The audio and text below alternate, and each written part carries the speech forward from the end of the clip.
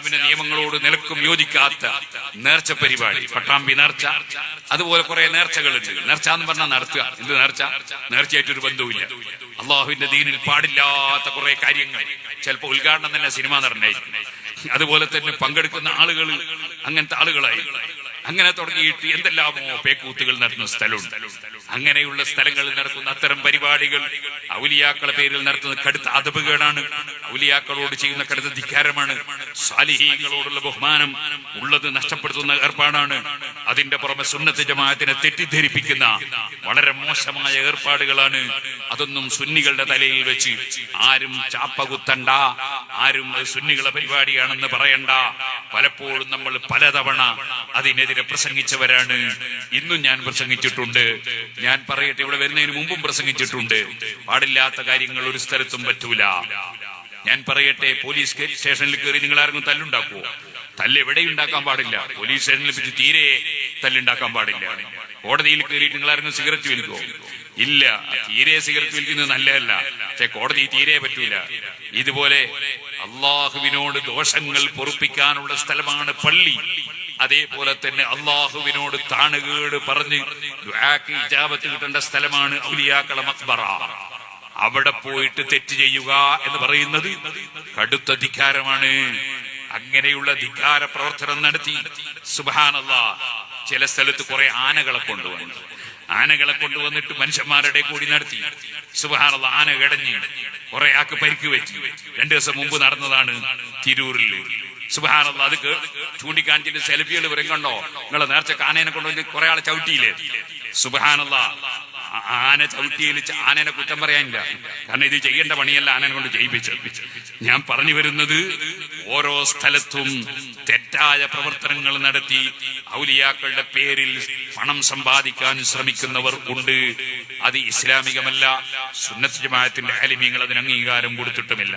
അതേ സമയത്ത് ഔലിയാക്കളെ ബഹുമാനം പറയുക, അവരെ സിയാറത്ത് ചെയ്യുക, ആദരിക്കുക, ഞാൻ നേരത്തെ പറഞ്ഞതുപോലെയുള്ള സൽക്കർമ്മങ്ങൾ നടത്തുക, അതവരോടുള്ള ആദരവാണ്. അള്ളാഹുവിന്റെ ഔലിയാക്കളെ ആദരിക്കുക എന്നത് അള്ളാഹുവിനോടുള്ള ബഹുമാനത്തിന്റെ ഭാഗമാണ്. അൽഹംദുലില്ലാഹ്, ഇവിടെ ഉറൂസിന് വന്നപ്പോ എന്തൊരു സന്തോഷാണ്. കാരണം ഇവിടെ ഉറൂസിന് വന്നപ്പോ ഇവിടെ അലങ്കാരങ്ങളുണ്ട്. അതെ, അത് ഇവിടെ കിടക്കുന്ന ഷാഹുൽ ഹമീദ് തങ്ങൾ അവറുകളെ ആദരിച്ചുകൊണ്ട് വരുന്ന ജനങ്ങളെ പരിഗണിച്ചുകൊണ്ടുള്ള അലങ്കാരങ്ങളാണ്. നമ്മുടെ വീട്ടിൽ കല്യാണം നടക്കുമ്പോ കല്യാണത്തോടനുബന്ധിച്ച് ചിലപ്പോ വീട് നമ്മൾ മോടി കൂട്ടാറുണ്ട്, അത് ചമയിക്കാറുണ്ട്. ആ വരുന്ന ആളുകളെ ബഹുമാനിക്കാൻ വേണ്ടിയാണ്. നമ്മളെ ബഹുമാനിക്കാണെന്ന് നമ്മൾ എല്ലാ ദിവസവും എന്ത് ചെയ്യും? അവിടെ ഇങ്ങനെ തോരണം തോന്നും. അതില്ല, അത് വരുന്നവരെ ബഹുമാനിക്കാൻ. ഇതുപോലെ റബീഉൽ അവ്വൽ മാസമാകുമ്പോൾ ചില സ്ഥലത്ത് നല്ല തോരണം തോന്നും. അത് റസൂൽ സല്ലല്ലാഹു അലൈഹി വസല്ലം ബഹുമാനിക്കാൻ വേണ്ടിയാണ്.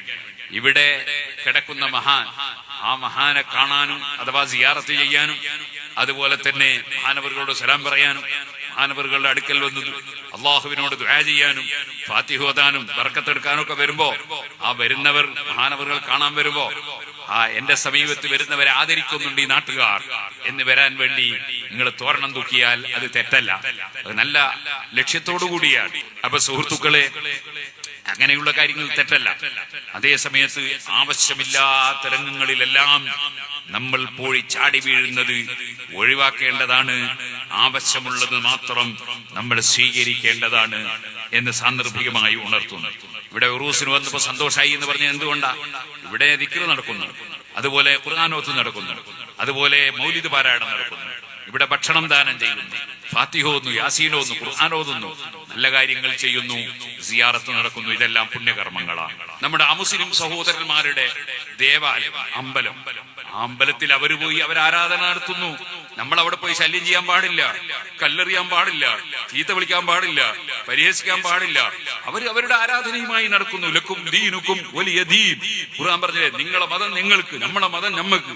നമ്മളെ പള്ളിയിൽ അവരെ നമ്മളാരും ജുമയ്ക്കരിക്കാൻ വേണ്ടി ക്ഷണിക്കൂല, അവരാരും ജുമയ്ക്ക് വരികയില്ല.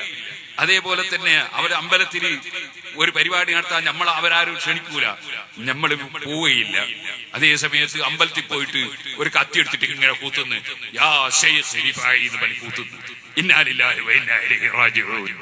ഇത്തരത്തിലുള്ള പ്രവർത്തനങ്ങൾ നടത്തിയാൽ ഇസ്ലാമിനെ സംബന്ധിച്ച് തെറ്റിദ്ധാരണ വരും. മുസ്ലിമീങ്ങളായ ആളുകൾ തന്നെ ഇസ്ലാമിൽ നിന്ന് അകന്നു പോകും.